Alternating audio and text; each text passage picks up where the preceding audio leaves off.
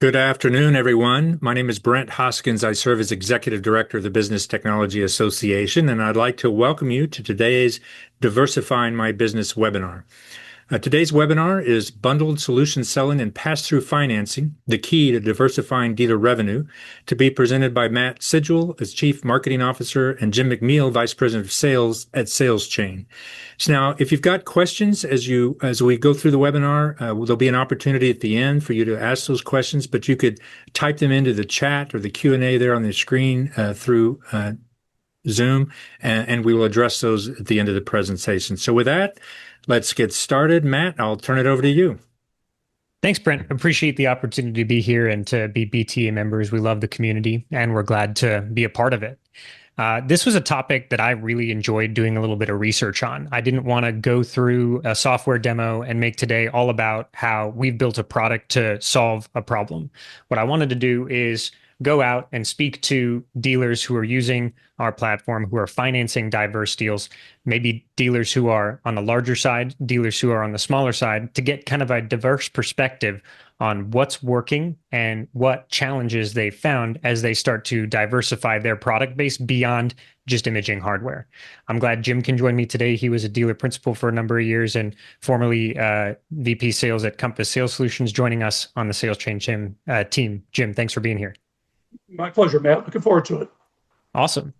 So 4 topics that I found to be really common when we started reaching out, asking our dealer partners and some of our vendor partners in the finance space when it came to the topic of diversified selling were, first of all, expectations and how to handle growing that separate part of your business. Second of all, go-to-market strategy ended up being really important. And there's 2 different paths we see dealers taking in terms of that strategy that I'll speak to a little bit and how each of them has pros and cons. Structuring blended deals. What actually goes into the sausage as you start to make it and distribute it to your different customers? How can you make sure that that financed deal or that cash deal looks really good and is appealing to your customer? And how can you make it a successful deal, right? And then ultimately training, creating experts, making sure that the team that you create, no matter what structure in that team you have, is educated on the different products that you're selling, right? You know, we didn't want to just come out and make recommendations based upon things that we think are happening in the marketplace. I wanted to find what we were actually experiencing and working with our customers. So I got pretty jacked up and fired up about researching this topic, and I spoke to a number of dealers in terms of getting this presentation put together. I'm excited to share with you today what it looks like and what I found and what it looks like within the SalesChain system. So before I get started on any of the detailed topics, I wanted to echo what Brent said. If you want to make this conversational, if you have questions, comments on the experiences you've had, on what you've encountered in different blended deal struggles or positive experiences you've had within maybe expanding into water, expanding into IT products, adding a mailing offering. I hope that you'll provide some of that feedback and engage in some conversation. I know Jim and Brent are both eyeing the chat to look for any of those comments so that it's not just me speaking the whole time. Thank you guys for joining us. I appreciate y'all being here. So without further ado, the first thing that we found, and this was a common topic that almost everybody brought up, was making sure that you managed an expectation. You know, you can't speak a new product offering into existence. If I'm a dealer principal, if I'm the owner of a company and I walk out to my team of leaders and say, we're going to start selling IT services, that doesn't just manifest. My organization isn't going to drop everything they have and stop deliveries and make sure that our IT company starts firing on all cylinders. Setting realistic goals and maintaining a strong effort, understanding that there's going to be time put into creating these new product offerings. I mean, I'm probably preaching to the choir with the list of folks who I have in the room here today, but it's really important to acknowledge that going into any product offering, right? Setting realistic goals, putting deadlines behind those goals, and making sure that you're prepared to commit effort and time to putting one of these new product offerings out can save you a lot of headache. On top of that, you know, there is a pitfall that is you can start to be perceived as somebody who is advertising things that don't exist yet. So making sure that you're not trying to speak something into existence, but rather that you put in the time and the effort to build it correctly, that makes a big difference in how these products go forward. We found two common paths in go-to-market strategy, jumping right into the second component on our agenda. We found that a lot of our dealers are using separate teams, or at least separate individuals who are kind of experts in whatever tangent offering they brought into their dealership. And they're passing referrals from their imaging sales team to those experts. Pro of this is it's a little bit more reliably successful. About 70% of the dealers that I talk to who are doing diverse product sales said that they were using separate teams or a subject matter expert to sell these diverse offerings. It was more reliably successful than trying to make sure that everybody's educated on every product. The con is that goes back to that first topic. It's expensive, it's time consuming to create these individuals to acquire and to make a purchase of one of these IT companies or a mailing offering. It's expensive, it's time consuming. You have to build and foster those relationships. You have to build and foster those teams into being successful. And then we've seen a lot of, especially on the smaller side of dealers, who are bundling solutions within a single team. Now, bundling a lot of these solutions from an hardware perspective and putting a lot of different products into a single lease has been a big approach regardless of the size of the dealer. And I know that our finance partners are really excited about that principle too. I'm talking specifically about having one team sell all of the different diverse products. Salespeople can be territorial. It can be a lot easier for them to accept that they are the person maintaining the relationship. And there's a big benefit I spoke to one of our customers about, which is being able to come in and be one total solution to the customer. At the end of the day, we sell a lot of things in the copier industry, whether that's reassurance, whether that's confidence that a product's going to work. This approach allows you to sell simplicity. If I think about being a business owner, wanting to focus on what's in front of me, running my business well, I don't want to think about the fact that my IT solution isn't working. I don't want to think about replacing my water filter. I don't want to think about managing the fact that my printer does or doesn't have toner. I want to think about running my business. And this lets you sell simplicity of just simply managing that office environment for your customer. The con is that these are very different products, whether it's the IT solution being complex and needing configuration, or whether it's your imaging hardware that needs to be tailored to the customer. They're different. And having that individual sell these different products into a dealership can be really confusing to the rep. Would you add anything into that, Jim, before we kind of go into detail on these two approaches? Yeah, I think when we get to the detail, I have a couple more comments that I'd like to color it with. I thought so.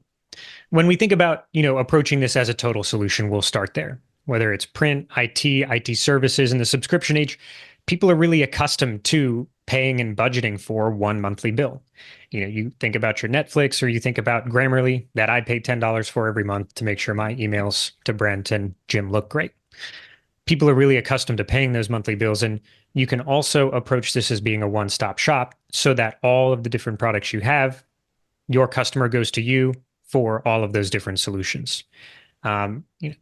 It's really easy for folks to budget for all of that. Pitfall for this is complexity. If you have a lot of products linked into one financial deal, complications can arise. You have to make sure that administration is taken care of from that perspective. Diverse products can be hard to understand, of course, from a salesperson's perspective, and it's really hard to be a jack of all trades. You can find yourself ending up being a master of none.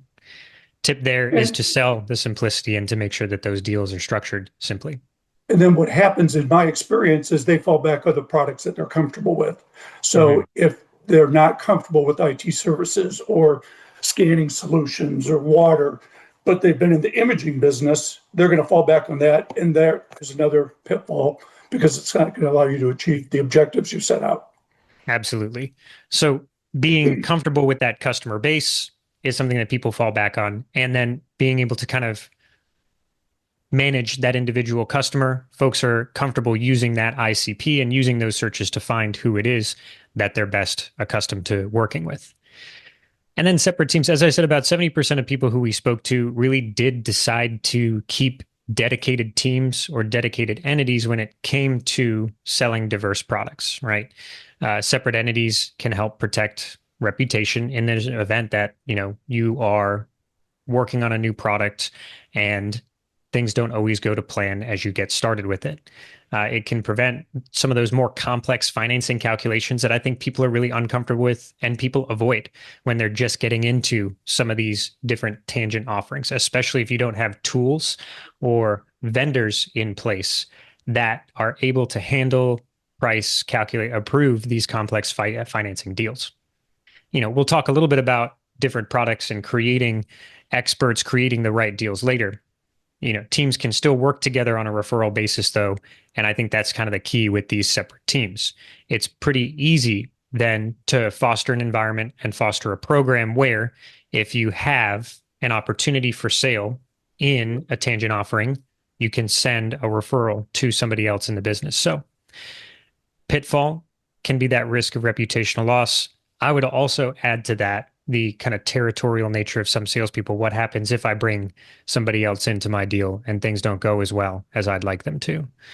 But our tip there would be teams work together on a referral basis and a commission incentive never hurt. If you can track these referrals, if you have a program that allows you to easily see where these referrals are coming from, and if you can kind of find those ideal customers so that you foster an environment where your salespeople can find opportunities within your existing base for tangent offerings, you're going to set up yourself with a recipe for success.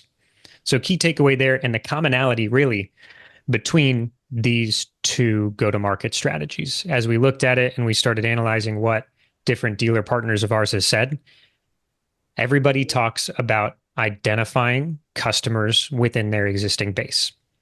It's really important to be able to look at your imaging clients, to be able to segment them by who you've been successful with in the IT space, to be able to drill down and create contact lists within those segments and tailor your messaging to them. So identifying opportunities by using your ideal client profile, or ICP, if you're in the marketing world, gives you an opportunity to hopefully have more successful relationships and up the numbers that you're able to achieve. Your existing base is always the best place to find customers for a new offering. Beyond just the software piece, right? You got to set up a culture that encourages people to make these referrals happen. I think a less tangible benefit that I spoke to, one of our partners about is trust. Salespeople, as we said, can be territorial, and it can be hard to foster trust if I'm working a deal from the imaging perspective and I'm asked to send referrals to bring in somebody who I'm not sure is going to handle my customer well, right? So by making information available, by creating a culture in which people are comfortable working together and sending referrals between each other, you'll set yourself up for success. So whether you have separate business entities or one, understanding that ICP and enabling your people to find those strategic accounts in your book of business is going to be one of the keys to success. Before I jump into what that looks like within our tool, Jim, do you have any commentary to add there? No, I think what the pitfall that you identified about the reps being territorial, that really is a real issue, and it's got to be addressed. I don't know if it's a requirement of X number of leads a month that the rep must generate as part of a quoted system, but they have to obviously have buy-in from the reps so that they will allow those other specialists into their accounts. I'd be curious if anybody in the chat has experienced that bearishness to send referrals back and forth between subject matter experts, between salespeople in IT and imaging departments, or between water and imaging departments. If you've experienced this bearishness, how have you approached it? I'm super curious about that. It's not something I got a satisfying answer on yet. There's a couple ways that we have helped, and I even jumped in with one of the folks that I interviewed, and he started showing me these ways in my own system that he's targeting people with. And I knew it, but I let him kind of go because he was having fun. One way is if you have a tool that can allow you to see some more detailed metrics on the customers that are within your CRM system, right? So in this case, what I can do is do a quick search for number of employees, anybody who has 10 or more employees in my database. One of the more important things is understanding size and then being able to target an industry group. So if I have a specific industry group that I know is really successful for my IT services, I'm going to take ambulatory care because I see it at the top. Then I can segment by a certain size of business and I can segment by that industry group. If you kind of think about the services and the products you're bringing to maybe a small, a medium, and a large customer who is an imaging customer of yours, right? On the small side, you have business owners, maybe 2 or 3 employees who are not really ready to have any sort of sophisticated management on the IT side, but who really need a lot of help. You have kind of a middle-sized business that might have somebody who's dedicated to IT. That 10 to 25, in our experience, it might be different around the country, size business is kind of a sweet spot for getting into that because you have simple services, you have a expert within the business who is going to be very comfortable speaking the language of IT and bringing those products and services in. And you don't get into the really complex network management that you start to get into with the 30, 50, several hundred or 1,000 employee businesses. So several people that I spoke to encouraged me to say something about that size of business when it came to best practices. And Matt, I think they also, the person we spoke to this morning indicated that, say it's the Tangent offering is IT services. Mm-hmm. In a smaller organization, your salesman or person is looked at as a threat because Mm-hmm. that IT person does everything for the network. You get to a little bit larger, now all of a sudden you're helping them, right? So there's that fine balance of, are you a threat to that IT director at that small business to the point where, boy, you're taking stuff off my plate. I really didn't want to mess with this anyway. That's exactly right. I'm glad you mentioned that because you want to be a value add. You don't want to come in and suddenly threaten people who are in the business. That represents also maybe jeopardizing trust with your imaging rep. All of a sudden, their contact has an angry IT guy they got to deal with. Absolutely. So whether it's targeting ambulatory care and folks who are already customers of ours at a specific size, then I can start to create a quick list of these accounts within my system and insert a task so that I start to create that call list for myself. I can do that segmentation based upon number of employees, SIC codes, industry groups. I can do it if I start to more manually assign who is a target for these different specific offerings too. So if you have kind of a medium, larger organization, or you have the kind of CRM buy-in to then start flagging accounts for specialists, this is a really good practice. What I can start to do is create a system where I can flag targets for managed network services, managed print services, right, within the system.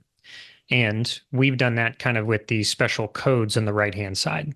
So if I take a look at any given prospect account or customer account, in this case, in the system, I can see flags on the right-hand side. And we started to configure and customize these for dealers based upon what Tangent offerings they were going into. So that profile targeting and that segmentation of these opportunities doesn't have to just be, show me a list of a number of accounts who have this specific SIC code or this specific industry group and are of a certain size. We can also foster collaboration within the team by creating these flags, whether that's being done in SalesTrain or another system. And I can tap out to the account screen here. And one other thing that I can do is start to look for things like marketing information on the account list instead of by doing it at a more profile level.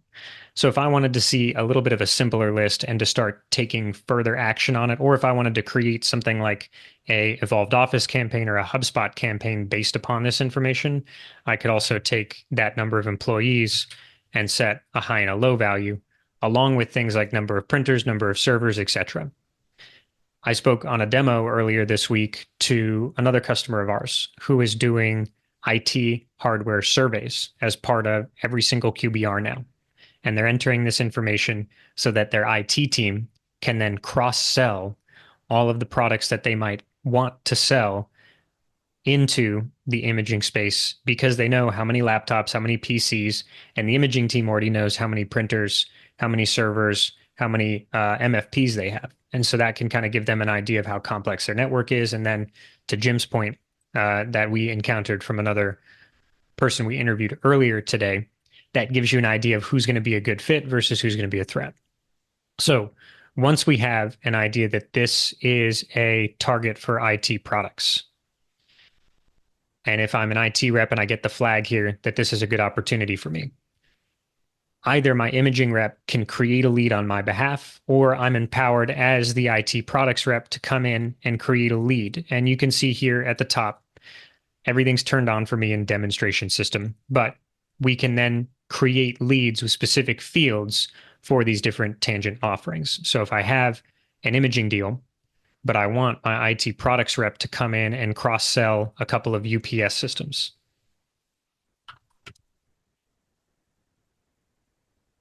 UPS for the MFP, and see if I can get a little bit of more business from them based upon that introductory sale. Then I can notify my IT rep. I can start the conversation. I can connect this to eAutomate and ConnectWise, and I can progress that deal from an idea to the start of an actual opportunity for sale. Anything you'd add before I jump to the next topic? No, I think you're good to go. Awesome. So identifying that ideal customer profile, who is it that you're sticky with? That might not be that 10 to 25 for your business, but who is it that you can stick with for your water industry? Who is it that you can stick with for IT products for mailing? Find that segment and then dive into it using the information that's at your disposal. Once that information's at your disposal, cross-reference that, cross-sell, collaborate on opportunities back and forth. And I think we can all probably understand that a commission incentive towards collaboration never hurts. Okay, deal structure. This was probably the topic I was more intimidated by. For years, in fact, since about 2021, SalesChain has talked extensively about bundling deals, about being able to put everything into one invoice, the opportunity to price complex deals involving all of these different tangent offerings into one quote.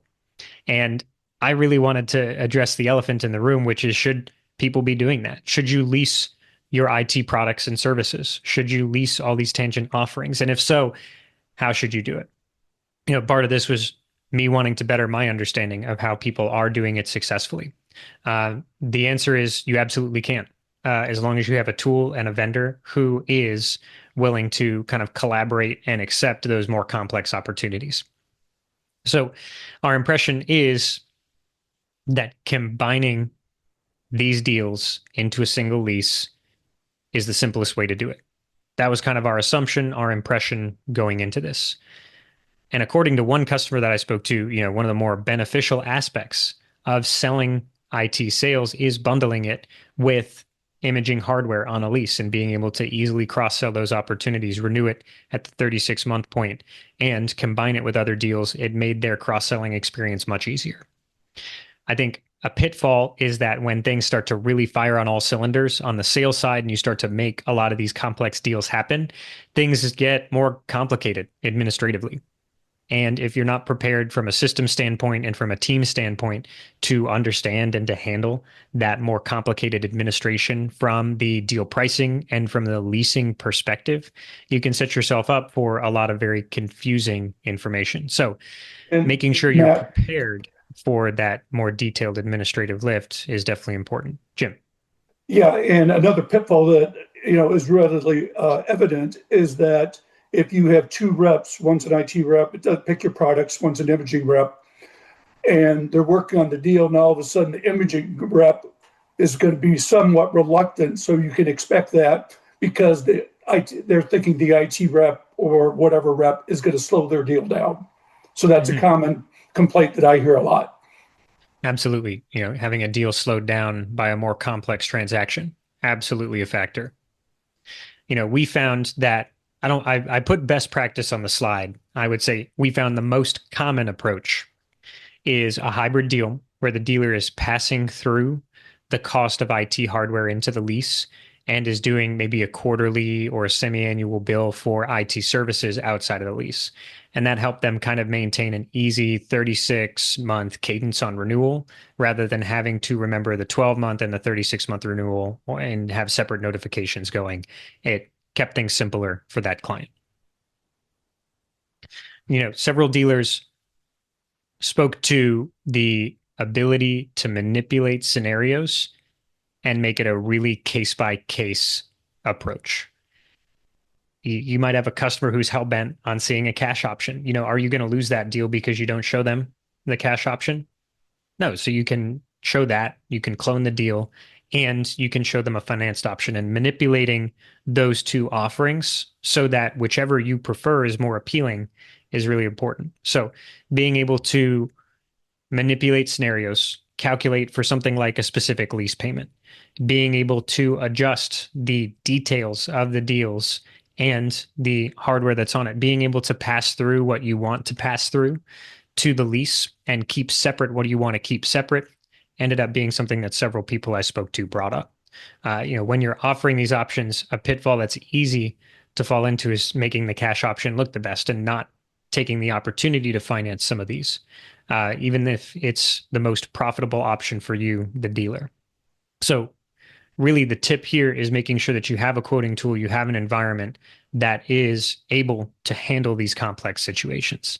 There's a lot of different kind of ways that you have to fill the buckets of revenue, really 4 major categories with block of time, unit-based billing, hardware, and services, and being able to price those individually with specific tools for print, service, IT products, managed services, telephony, mailing systems, document management, and scanning. We found a long time ago in 2021 that we were trying to fit all of these different products into our old school imaging pricing tool, which is still industry best. But to tell somebody who is selling IT products with all the nuance in that field that they need to use a system that looks like it's made for a copier guy, it's because it was made for somebody who's selling copiers. So we started building dedicated pricing tools for all of these different offerings. So to have a partner, to have a tool that's built to give all of the experts that you foster in these different specialties, specific fields and calculations and familiar nomenclature that they're used to, really gives them the opportunity to use a tool that's dedicated for them and not feel like they have to be kind of fit into one system that's not really made for them. I took a second and put a blended deal together within our deal pricing tool. We can see on the imaging side here, I've got one copier with a service offering that's going to be tied into the lease here. I've got base rate, allowance, overage, no fixed amount. And I have IT services that are going to be baked into this deal. We're going to manage 25 different workstations, 5 servers, and 1 general network for them. And I've also added some IT products, right? So notice, these are 4 different tabs, 4 different tools that we've created specific to these different offerings. We didn't put IT products into the same catalog as the copiers. We gave IT products its own pricing tool. And that was something we kind of learned from feedback through working with a couple of really sophisticated IT dealers who are using that. We found the same thing when it came to mailing systems, right? The ability to import the Quadient quotes or to price FP systems was really important. And it was really important to be able to do that differently because of how differently the meters operated. So same thing goes for a block of time. Being able to sell the hours that it takes to actually install, configure, manage the product, manage the process, the project of installing all of this hardware was a completely separate bucket. And that's likely something that you're charging on a down payment basis rather than baking into the lease. Though you want to be able to have that option to manipulate the deal and put that into the lease and bake that cost in and give that customer one simple payment. So really, all of that led us to flexibility, the ability to pass through as much as we can into that lease and be oriented towards a single invoice, a single payment with that customer as much as possible. So I can see IT products that are in my lease pass through on the right. I can see my IT services on the bottom left-hand side here, which I've passed through monthly of $24.53 and base bill on my service is also passed through with an overage that's billed quarterly. So financing summary, I've got a Great America FMV deal. My copier is more than 60% of my value. So I did an FMV here, 36-month term, so that I can easily renew it. I'm at 3108 on a 36-month proposal, 2893 for 60 months. Being able to then manipulate that and do something like solve for a clean $3,100 payment to get us that Netflix clean approach gives us the ability to then manipulate these numbers even further. So not only can we determine how many of these products do we want to finance, what type of billing do we want to pass through, but we can then also manipulate some of the equipment cost, leaving service whole, leaving IT pricing whole, so that we can make sure that this deal fits the needs of our customers. Anything you'd add there, Jim? No, I think you covered it. Awesome. I figured you'd be the peanut gallery chirping me over there. I was thinking about it. Well, at this point, what I can do is take all these diverse offerings. I can always see, my referral commissions going back and forth between me and other individuals. I can then use my proposal wizard to generate this proposal with all of the different complex pages I might have. So Document Solutions here is my faux company. I've got a nice, pretty proposal thank you page. Tangent offerings included in a proposal is always a smart move, whether that's my hardware solutions or my managed services. Being able to put those into your proposal and have the option to generate that as a +1 page, bonus tip.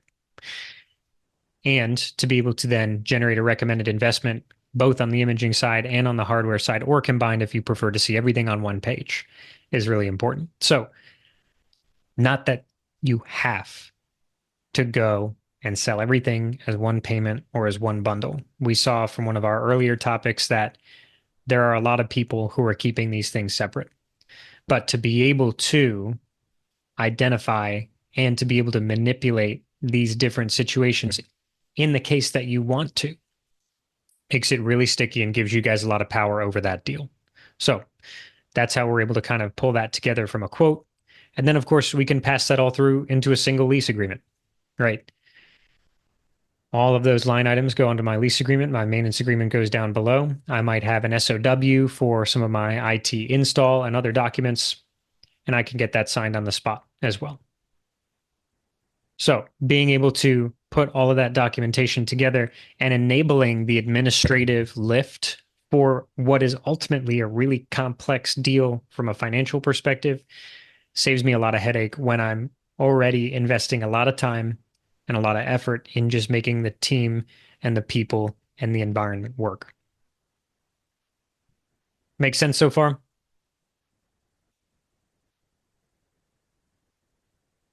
If anybody has contributions or has experienced some of this, please feel free to chat. We're monitoring that too.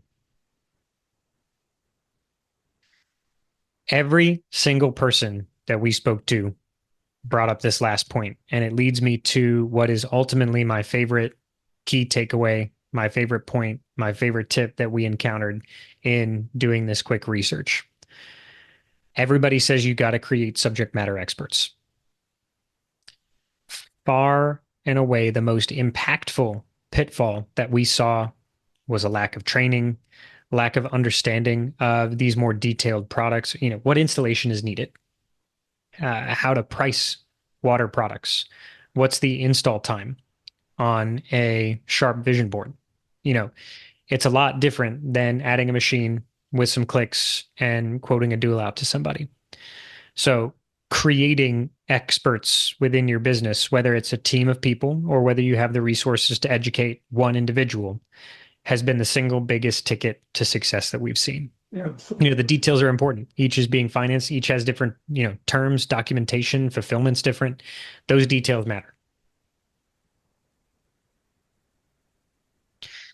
So create experts in IT, in water, in MPS, make them accountable for knowing their specialty. If you have members responsible for understanding their specific product, their product line, their product category, and bring them into those deals where they're being sold, then you can start to foster some of that trust and start that collaboration as well. We really saw two team structures that worked well for some of our customers for this, right? One group of individuals said that they were using hunters to then kind of, business development reps to call and sell and be really good at that and send prospects that they got to relevant subject matter experts for different product lines and different product categories that they're selling. Rather than just having an imaging rep reaching out, or rather than having an IT rep reach out, they had the BDR understand the opportunity and send it to the relevant subject matter experts. And then a success representative manage the relationship long term. So that's kind of a linear flow that we saw a few of our customers and partners using. I think by far a more common approach is we're seeing kind of an imaging rep and a specialty rep separately reaching out to that customer. They may be representing the same logo. They may be representing different brands entirely in the case of another individual that I spoke to.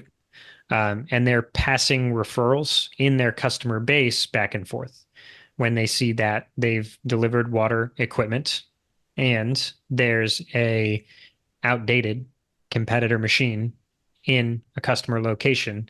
They're able to then go in and create an opportunity for a piece of imaging hardware. So we're seeing that, and we're seeing that pass then back forward when a VoIP opportunity becomes available within one of our imaging customers.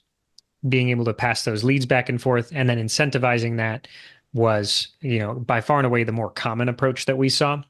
But I thought it was interesting to see the more linear approach too. And those two different kind of team structures would give me pause and consider, as a dealer, if I'm considering Obviously, offering. if you're getting into a tangent offering, say you're getting into IT services, the linear path may be the least expensive path to start with, but once you start to scale, then you evolve more into the diagram at the bottom, where you have two teams. So you really self-fund that evolution and that transformation of your business.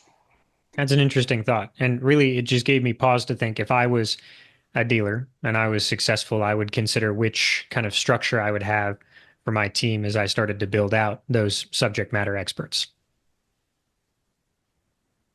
So overall, I'm a little short of our hour goal there, which gives us some time to dialogue a little bit in chat. In summary, kind of key takeaways from our 4 key points.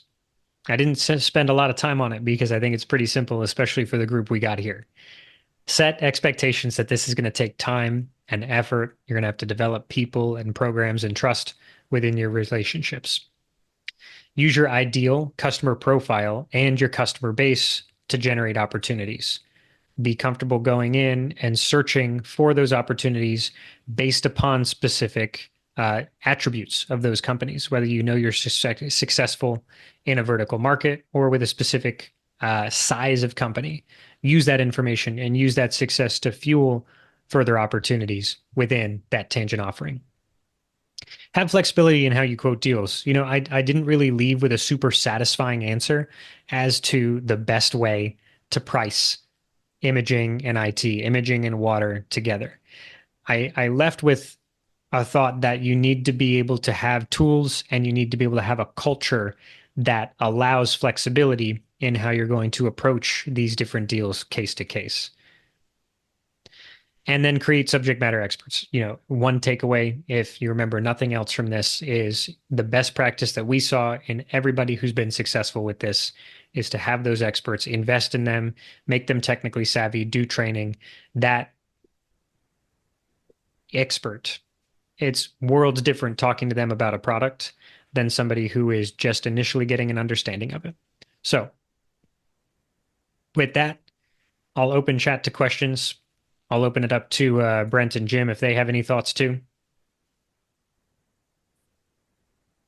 I had fun researching this. It wasn't something that I really had a deep, customer to customer knowledge of. I just know that it's something that we've built for a while. So being able to dive into it and actually learn a little bit from folks who have now spent years developing these programs was really interesting. What do you see in your businesses if you've diversified into some other offerings? Do these things ring true? Well, very good, Matt. And Jim, we greatly appreciate your willingness to present today. A lot of great information. I I think it's great that you brought Jim on board at Sales Chain with his many years in the industry and expertise. Attendees, now is the time, as been mentioned here. If you've got a question or comment that you'd like to share, you can do so in the Q&A or the chat there on the screen. I did see, I don't know if you guys saw this, but Tanya Stone at Great America says along the way, she typed in that Great American bill the service into a single invoice if the dealer wants, and then auto cash posted into eAutomate. So that makes it less That's huge. confusing for the customer. So that's huge, you say, Absolutely. Jim? Okay. Yeah. So what are we seeing on the screen there now? Let's see, as far as a QR code, if you want to connect with Sales Chain and schedule a time, right? Yep. If you're interested in learning a little bit more about our product or telling us how you guys are cross-selling, upselling, feel free to scan now. Take a moment to do a quick intro call or a demonstration with us. Happy to meet with y'all. Very good. I do see a comment from Deborah Dennis. She says, I don't have a question, but did want to say that it was great information. So thank you for that, Deborah. Tanya Oh, thank also you. says, well done. If you could go ahead and click to that screen, yeah, just for a moment, we'll give it another moment or so until, for the attendees, if you've got something you want to type in, we can address those. But let me just mention that we've got a couple of other webinars coming up very soon. Let me back up and say this. Today's webinar, you may have noticed, is being recorded. That recording will be available to the BTA membership tomorrow. We will be actually sending out a link to the entire membership with a link to the recording of the webinar. Today, you can actually download a PDF of the PowerPoint of the webinar. You would just go to bta.org/diversifying, so diversifying with an ING, and you'll be able to download the PDF of the PowerPoint. Tomorrow, that's where the link to the recording will be. It just takes us kind of overnight to get that ready. You will need your username and password as a member of BTA to access that page on the website. While on the website, you can see on the screen there, I would encourage you to register for one or both of the two webinars that are coming up just next week. The first one is Making Sustainability Easy. That will also be a Diversifying My Business webinar. It will take place at 4 p.m. Eastern on Wednesday, December 10th. That webinar will be presented by Jordan Dara of Print Relief.